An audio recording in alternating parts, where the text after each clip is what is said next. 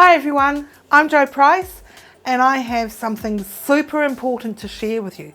Something that most people do wrong. Any ideas what that could be? Breathing. I know. You're sitting there thinking, I've been breathing all my life. I know how to breathe. But do you know how to breathe well? That's the key. So what I'm talking about is diaphragmatic breathing, breathing from your diaphragm. And the reason this is important is it supports your voice and makes sure you've got enough breath to say whatever it is you want to say. It stops interruptions. It centers you. It really helps to make sure that your voice is clear and not all breathy. When you breathe from your chest, you tend to sound like you're always out of breath, and it's a horrible sound. You want to make sure that breathing from your diaphragm, you have all the breath you need. So, breathing from the diaphragm, what's all this about? Okay, just one moment. It can easily be explained with this, a balloon. So I want you to imagine that this is your diaphragm, and this can be found just underneath your rib cage and behind your rib cage. And it sort of looks a bit like this, if truth be known. It's a muscle or an organ in your body which contracts, which draws the air in. So when it contracts and the air comes in, it flattens, which allows room for your lungs to expand. So can you see how that flattens rather than being more circular? So how do we go about breathing from our diaphragm, our balloon? Well, that didn't work very well. Okay, so breathing from the diaphragm, it's that sort of triangular bit in between our ribs. As they start to spread out again, you can feel there's creates a triangle. And I call it the squidgy bit. You may have heard this in the first video. The squidgy bit in there. That's your diaphragm. And just a side note, you can also use it to help control hiccups. I do it frequently. I'll show you that exercise later. Remind me if I don't. Okay. So the first thing to do to breathe from your diaphragm is to lie down on the floor face up. I'm not going to do it because if I get down there, I ain't never coming back up. Alright, so you lie down on the floor and you put a book on your chest. Preferably a hardback, not a paperback. Okay, so put a book on your chest and then breathe in. And you should be able to see the book rise up. That's the squishing of your diaphragm, the flattening out. Alright, so do that a few times until you can feel what's going on. How are you doing that?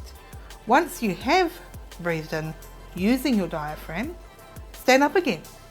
See if you can do it standing up. Now what a lot of people who are just learning how to use their diaphragm do is they raise their shoulders as they breathe in, which is not correct. Your breathing has nothing whatsoever to do with your shoulders. It's to do with your diaphragm down here. So, one thing you can do is breathe in, and I'm going to show you what happens with my diaphragm when I breathe in.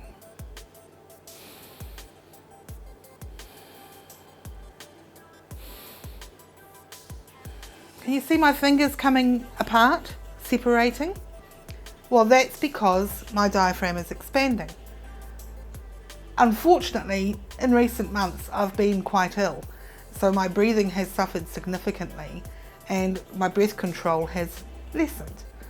However, through practice, I should be able to get it back up to where it was. I used to be able to separate my fingers about that much.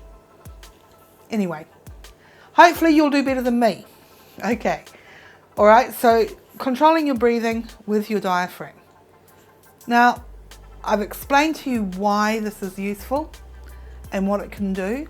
Now, I've shown you what to do to breathe through your diaphragm. What exercises can you do to improve your breath control? Well, probably my favourite would be counting on one breath. So you breathe in, take a good breath using your diaphragm, hold it, and then count slowly on with that one breath. Don't sneak any others in. Your body will try to sneak breaths as you're running out of air. Be careful of not letting it happen. Okay, so you breathe in, count as high as you can, a nice strong voice, slowly. Let me show you. Right, breathe in. 1, 2, 3, 4, 5, 6, etc. I won't count up. I should be able to get at the moment probably about 14, 15, maybe even 16. But when I'm really in good condition, I can get up to 20 quite easily. Hopefully, you will too in no time if you practice this over and over. So breathing from the diaphragm is really important, and I have a personal belief, and I've got no scientific proof to back this up, but I believe that the problem with a lot of children who have problems breathing is they're not taught to breathe correctly. So they go to the doctor and the doctor just prescribes them an inhaler. Boom, you've got asthma. Well, if the doctor took a moment to work on how to breathe properly, I am certain a lot of those children would not need an inhaler. They actually just need to learn how to breathe. Wouldn't that be a lot better for the child rather than having chemicals put in their body? Like I say, I have no scientific proof, it's just a belief, but breathing is that important. It is incredibly important. Now the other thing I do as I'm doing my counting exercise is I think of my breath being like gold. I don't let any excess air come out because that's just wasting it. So if I think of it being like gold, I hold on to it for dear life. So listen to what it would sound like if I let extra air out, and then I'll show you again what it sounds like when I think of it as gold. All right. 1, 2, 3. I'm already running out of breath. Okay? After 3. Because did you hear? There's a lot of excess breath coming out. All right, let me show you again how to do it correctly. Breathe in. 1, 2, 3, 4, 5, etc. Can you hear how much clearer, even though I'm still suffering from my breathing issues, how much clearer my voice was and how much more pleasant it was to listen to? So earlier I promised you that I would show you how I use my diaphragm to control hiccups. It's quite easy. What you need to do is you need to use the word ha and then say it quickly over and over as if you're being punched in the diaphragm. So use the compression of your muscles against the diaphragm to shoot the word ha out. Let me see if I can show you. Ha, ha, ha, ha, ha. So I'm sort of pulling my muscles against my diaphragm, and as the air is coming out, I'm saying ha. And that controlling of the diaphragm really does help with the hiccups.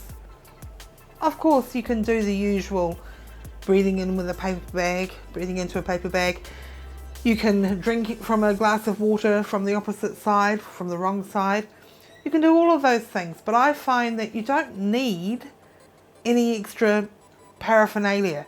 You can just use you and your diaphragm to control the hiccups. I hope you enjoyed this video and you found it useful into improving how well you can breathe. If you did, please subscribe to the channel, hit that like button and share, please share. I'd also love to have your comments and feedback as to what you found useful. Remember, my job is to explain things in a way that you can understand. And if you don't understand, then I need to change how I explain it in a way that you can. So that's my job. So look forward to seeing you in the next video. Until next time.